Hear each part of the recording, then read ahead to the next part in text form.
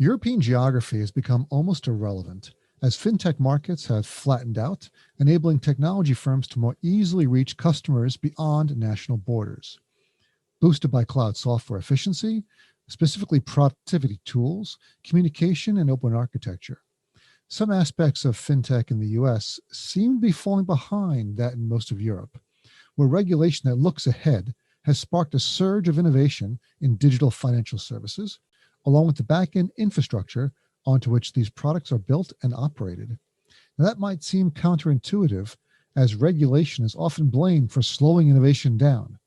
But instead, European regulators seem to have focused on reducing barriers to fintech growth rather than clinging to the status quo and protecting incumbents.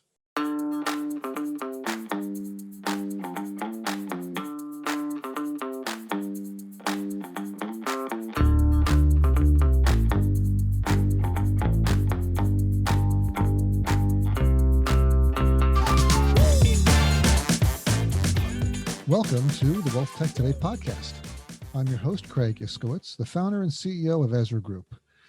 We help wealth managers, asset managers, and wealth tech vendors make better business and technology decisions. This podcast features interviews, news, and analysis on the trends and best practices in wealth management technology. And be sure to subscribe to the show wherever you listen to podcasts so you don't miss any future episodes. As you might have guessed from my intro, this episode is part of our ongoing series focused on European wealth tech. And we chose a company called FinSite, which is based in Germany. So their website is finsite.de. That's F-I-N-C-I-T-E, finsite.de. And we chose this firm because they have an end-to-end, all-in-one wealth management platform that's gaining traction in the EU. And I wanted to speak to their CEO about how they started, the differences between the EU and US markets for fintech services and software, as well as no-code software development. We covered all this and a whole lot more. And now on with the program.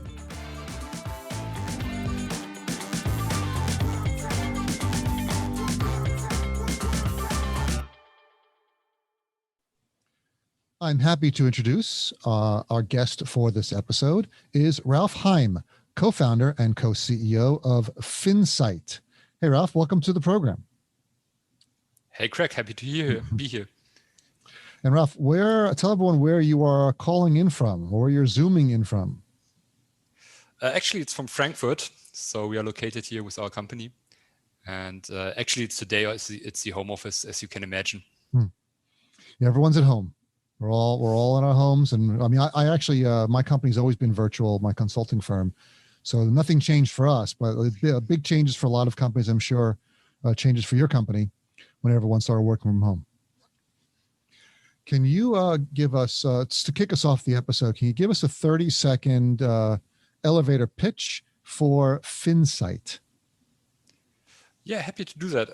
So basically, we are what it's called a composable investment software, which means that on our software, asset managers, wealth managers, advisor firms, big banks are composing their processes around onboarding to portfolio generation, proposal generation, to portfolio rebalancing, to order execution, and to reporting. So basically end to end.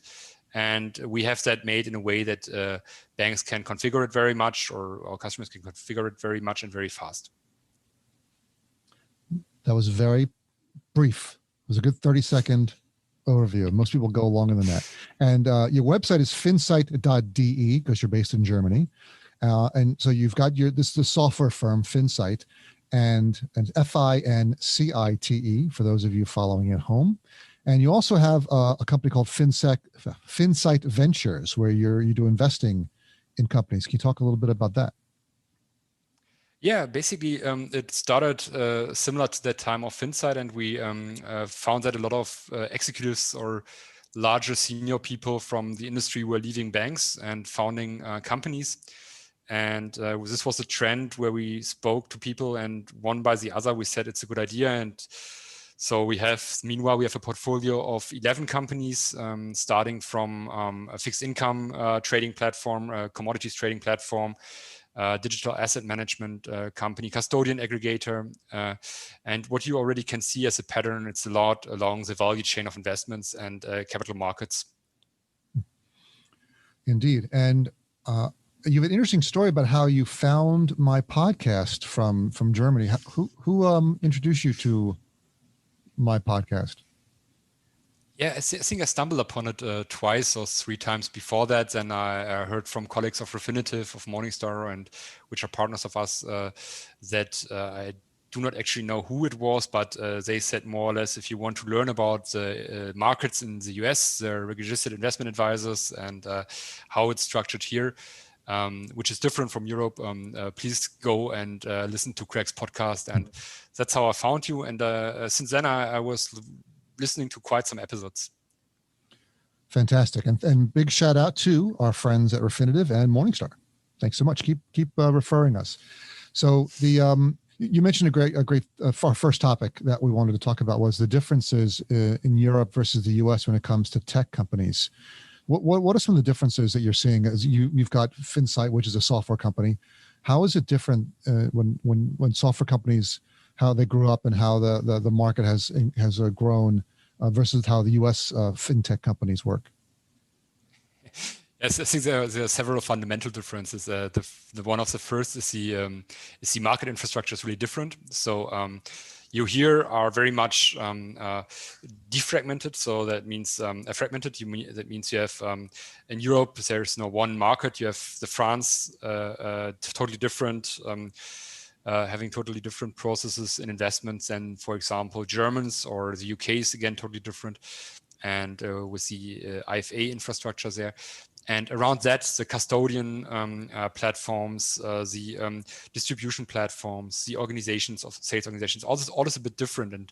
And we learned that the hard way, because as we started the company, this was 2015, and we envisioned a world in which, like, you can connect all the custodians, all the deposits from all the portfolios, cash accounts. You can connect real estate. You can produce a completely digital advice on top of that, because I came from the business intelligence sector and had a business intelligence firm running before. It was like totally nonsense that you didn't get much advice or insights on your portfolios in the retail space. And that was the beginning, the idea.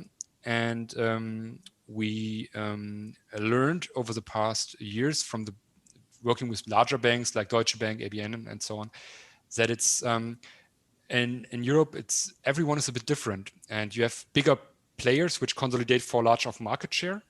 So even so, you might have smaller advisors. They are grouped into distribution pools or sales organizations or custodians which are delivering the software actually to them.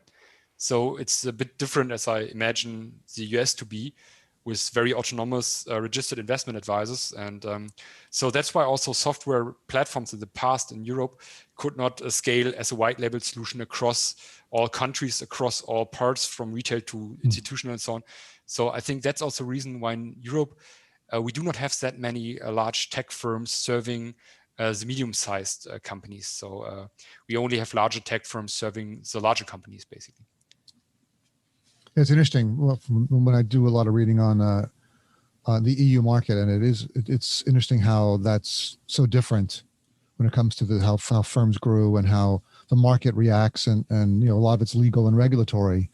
But do you think that's going to change soon? Do you see more firms starting up like yours that are targeting the mid-sized clients? It's not that many actually, because I think the hurdles are quite high. So you need to have at first really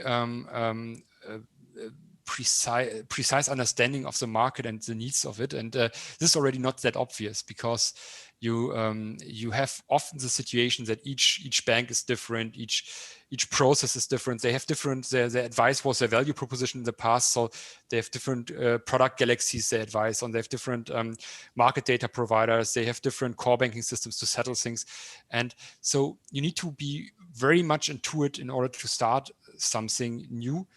And I think this will come now more and more over the next years, because first of all, also regulation standardizes a lot. That's a big trend, definitely.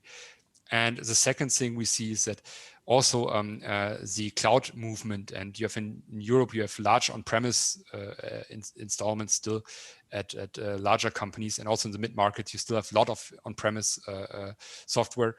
And so it starts now to move to standards, and it starts to move to cloud. And I think both of it will maybe empower new foundings also in the next years. But in the recent years, there haven't been too many really successful companies starting up, like you had in the US, for example. Well, speaking of successful companies, let's talk about your company, FinSight, and your composable banking. I'm really interested in that phrase. Well, and we talked about that a bit before we started recording, and I would call that low code app development, even no code. Can you talk a bit about how composable banking, what it is, and how some of the software you've built around that? Yeah, perfect. So basically, we had if you look at software, you had different trends. So you have something like a standardized monolithic platform, which you had in the past, like you roll it out in the same way. You deploy it on premise. You then change it for the local specifics of this company, and then you have the problem that you cannot that you need to maintain it in a way that you cannot scale it really. The second generation is what happened then was a lot of API-based approaches, so more modularity, but actually still very developer-centric. And what we see now, and the term isn't coming from me, I perfectly saw it coming from another sector, actually the core banking, which is sometimes even more complex than what we do. So there were some companies now coming up in Germany and highlighting Membu. That's a core banking system that coins this phrase, and I liked it very much because it stands for a trend you see more and more, that you can define workflows on a platform. So we always have like business process modeling. We always had this stuff in the software industry, but it becomes now more and more part of enterprise software for different industries. So imagine as a bank, you can directly take your process and define it on a low-code flow designer. So you can really say this question first and the second question next, and so on. You can say which kind of investment approach you want for which kind of investment galaxy, which interfaces to market data providers you want to take, and can basically define a lot of your value proposition and your process from onboarding to reporting within clicks. And I think this is a world we are going to. I think it's something where we are now more in the stage of bringing really valuable software live in weeks instead of years. And one day we might be really in the world where we can define and change this kind of rollouts within days. Yeah, we're seeing a lot of that come out in the US as well. Firms that are building these tools or offering these tools out. And it's great for creating workflows without programming, connecting applications together. Really interesting and a big trend. I wanted to talk a bit about the FinSight SIOS platform. I'm interested in this. You've got a lot of tools that we have over here, and a lot of firms that are building similar tools. Can you talk a bit about this suite? You have an aggregation engine, an optimization engine, reporting, and also build your own. Can you talk about how the SIOS platform has evolved and how these different applications interact with each other? Yeah, perfect. I think that's what I said in between, which we learned it the hard way. So we always we started a bit at the beginning by going into a wrong direction. So we thought we can define standards and that banks would follow the standard by any means or so on, which was a wrong assumption.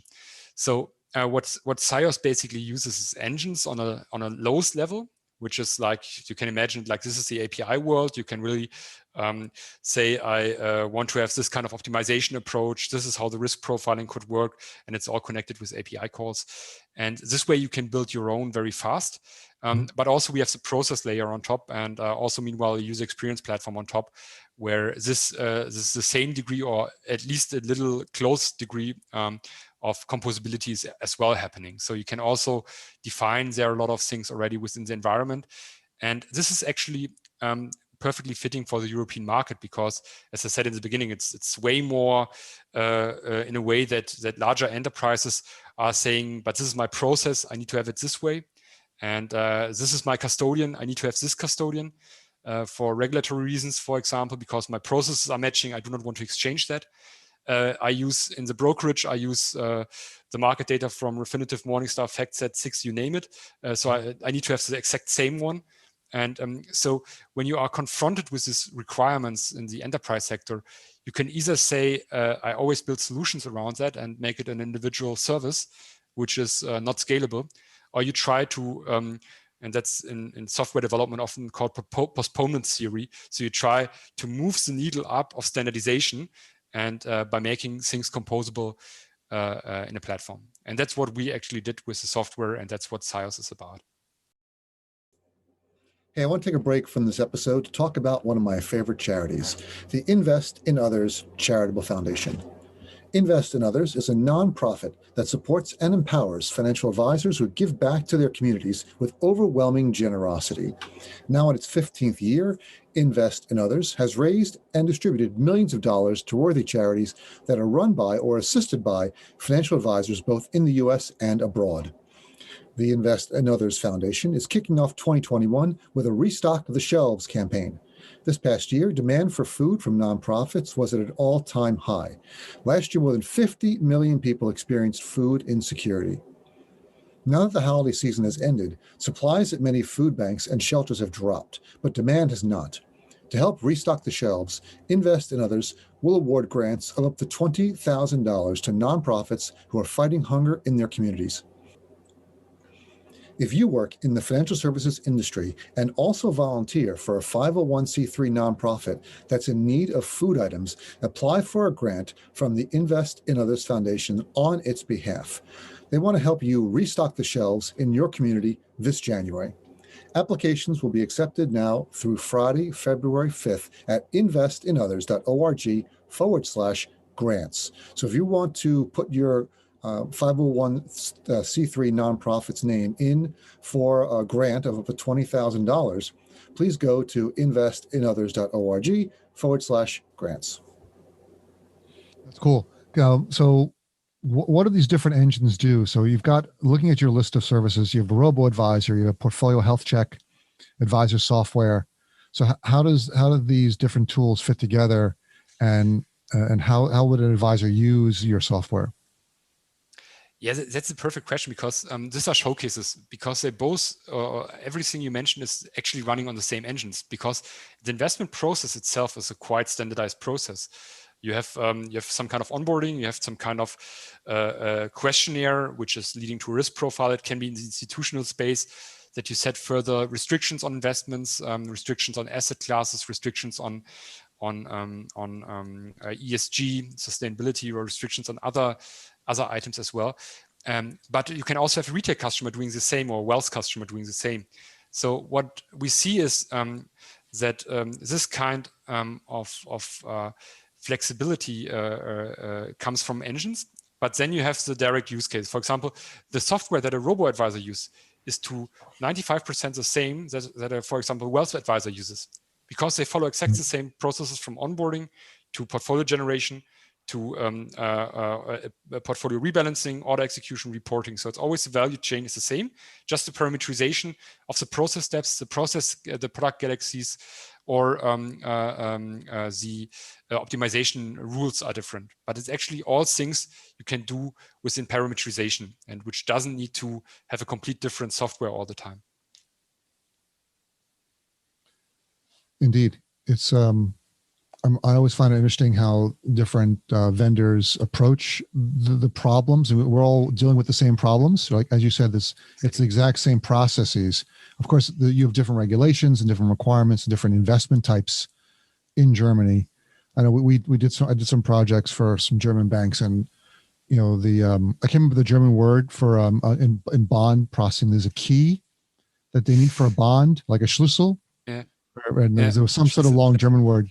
And I was like, what is all this? Like, I had to learn. I thought I knew German, but then when I got there, there's a whole other dictionary, because all the words are different. But all the things are the same in terms of you opening up an account, you're doing a portfolio, you're planning for retirement and such. So a lot of the base functionality is very similar. Another piece of software you have, which I'm interested in, is something called Evergreen, which is digital wealth planning. Can you explain what that is? Actually, Evergreen is a case study, so it's a customer of us using the Sorry. platform.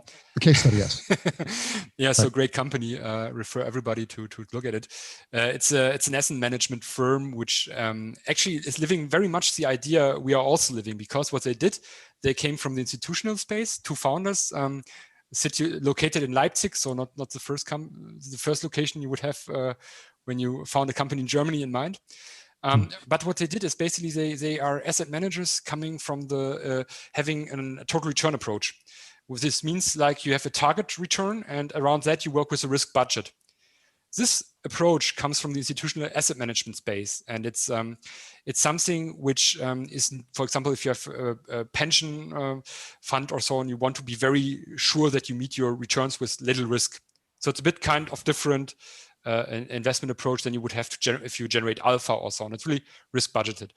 And what they did is basically exactly also showing the idea of our software is they were customers of us when they worked as an asset manager at a bank, and they are now customers again of us as they are working with retail customers for savers for €1, because the same approach, total return, is as well very valid if you're a private person that wants to plan his own retirement.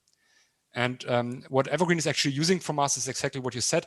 They use the workflow like a financial planning kind of interaction with the customer, where they define how much the customer needs to retire, and then they are planning towards it with an asset management own fund. So it's basically partially a robo-advisor, but partially also full scope asset manager. I like the case study, how it's laid out, and you've got some really nice looking screens. They look very retail. Like we have a lot of direct-to-consumer robo-advisors or other investment firms like Acorns and Stash and Moneyline, and they're so consumer-focused, and they have the screens are really well designed and nicely laid out with great fonts, or they've got great fonts, great imagery. You know, they've their own way of showing their icons and things, iconography, and you've got that as well. So with the financial planning software, is that something that they can customize, that their clients can take your tools and build their own financial planning, or is it really a core financial planning application that they can just sort of tweak around the edges? Yeah, I think in this case, financial planning is something where we have a very basic model. So if you really want to differentiate yourself with financial planning, you might still work upon your own, let's say, parameterization. But the graphics are also the same, right? If you have a wealth customer, or if you have a target return model for an institutional, or if you have a retail customer savings, you want to have kind of a high chart. It's the technology we use, so very, very simple. So you want to have a kind of graph that shows you and it guides you easy to this. And what you said is also perfect, because also in institutional environments, we aim to have the same kind of clarity retail customers are used, because we are not different. So of course there is like this kind of institutional customers who uses super superior data and way more information density. That is maybe not then the right one for using our software without building something on top. But if you are, our approach is more that we go to institutional as well, institutional customers, and that they see the same degree of clarity, the same degree of simplicity in their views on their reporting as well. And also there is great learning from the retail space, because you can say how, if you look at how you can manage interactions with the retail customers, you learn how often they are logging in, how often they are changing things, what are they looking at. And it can be the same in institutional. So you look at what attributions did this investor look like? Will he take out the 10 million plus check he's written for me because he's now the same? This is the second time in a short period looking at the performance attributions against the benchmark, and it's looking bad. So maybe I should proactively inform him. So having this customer interaction principles you have in the retail space and also in the institutional space is a great leverage you can have as a firm. And that's something also why for us, while the processes are similar, the reporting also to a degree is similar. You can learn from the retail space a lot when you go to wealth or institutional space. You said something, I just wrote a note down: customer interaction principles. Yeah, that's a lot of firms don't think that way. And when I'm talking about your screens, that I know they're advisor facing, a lot of these, and a lot of the we review a lot of software. We see tons of software applications, and some of them are so boring and so dry, and it makes it very difficult to even use the software, in my opinion. That the way they build it. But if you look at the end user, if the same company also has a client facing interface, it's very different. It's bright, it's colorful, it's got really good icons and easy to follow. Like, why don't you build the advisor piece the same way? Why don't advisors get the same good looking interface and something they can work with? So I liked what you had shown on here, and it's definitely helpful to think that way.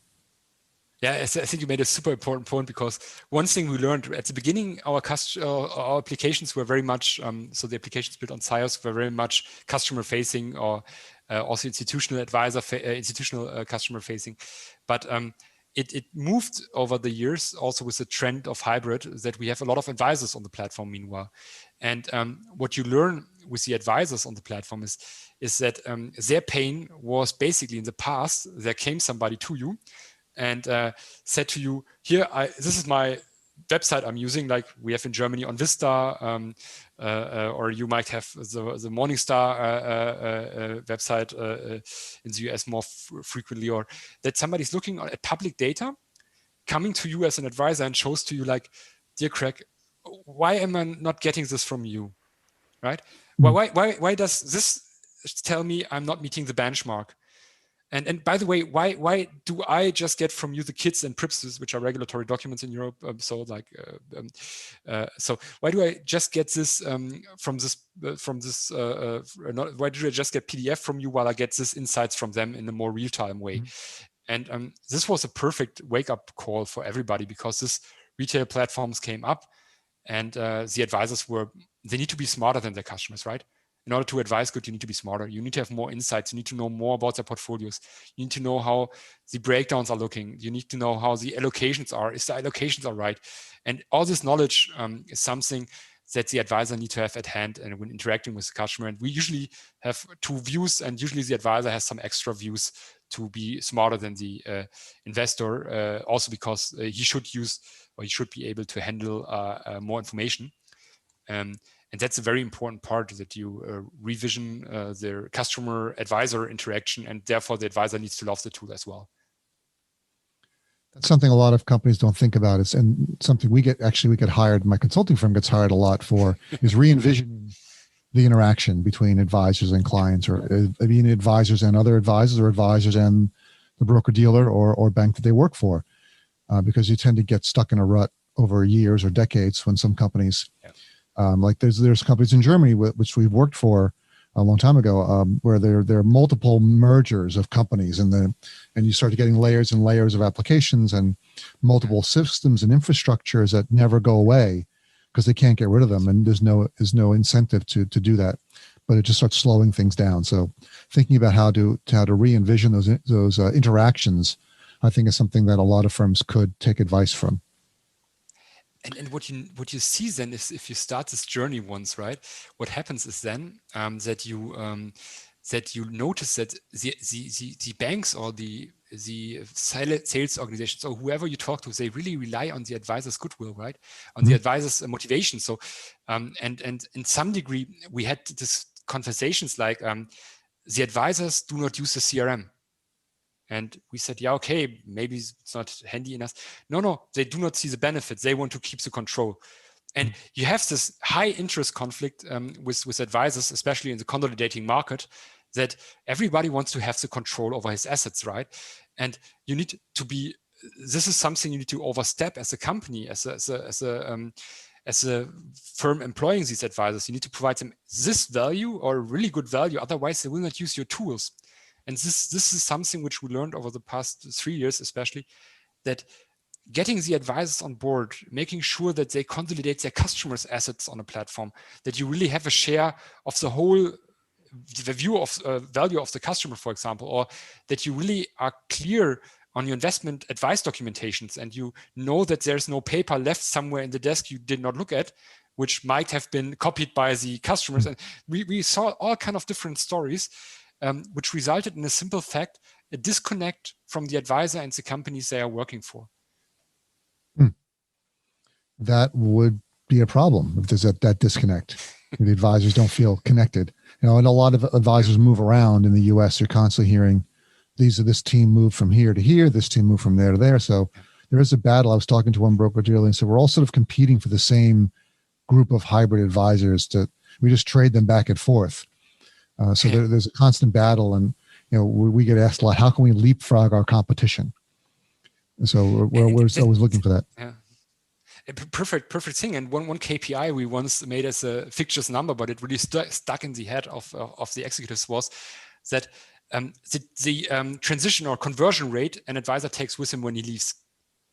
And that's something. So the assets under management, imagine this advisor has 100 million, 200 million, whatever, and he is about to leave. So what do you expect he will take with him? Because the connection between him and the customer is deeper than the connection with your customer and your company.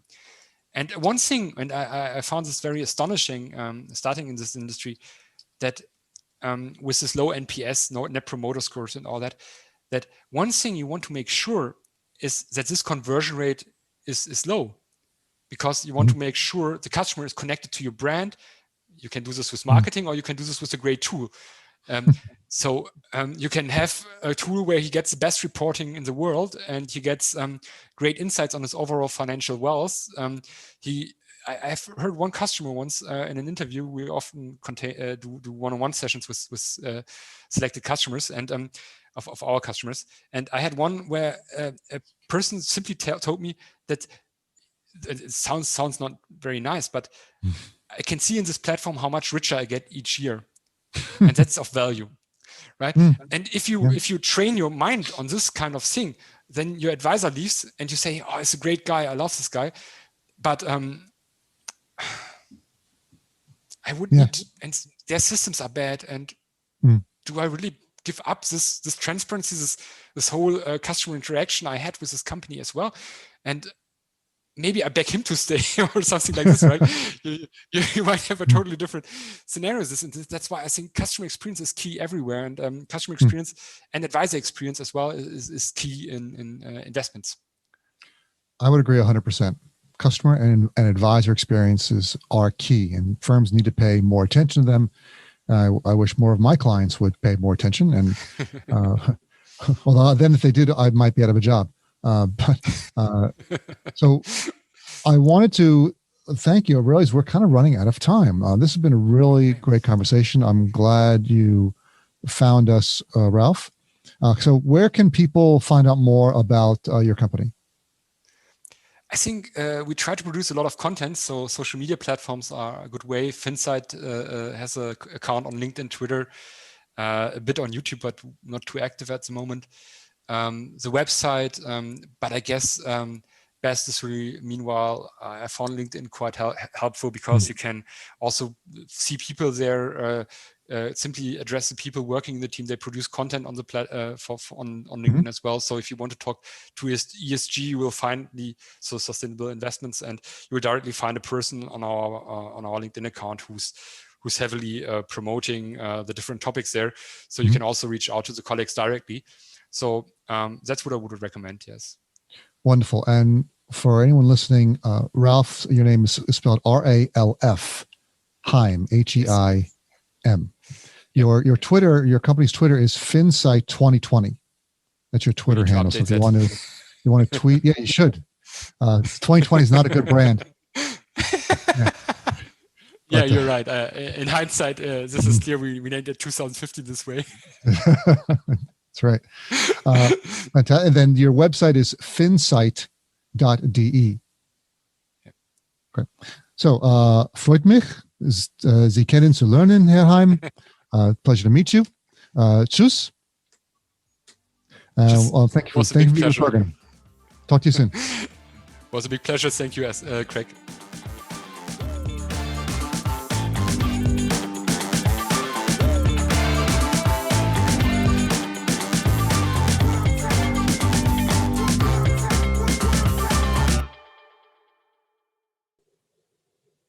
Hey, it's Craig again. Thanks for listening to Wealthtech Today.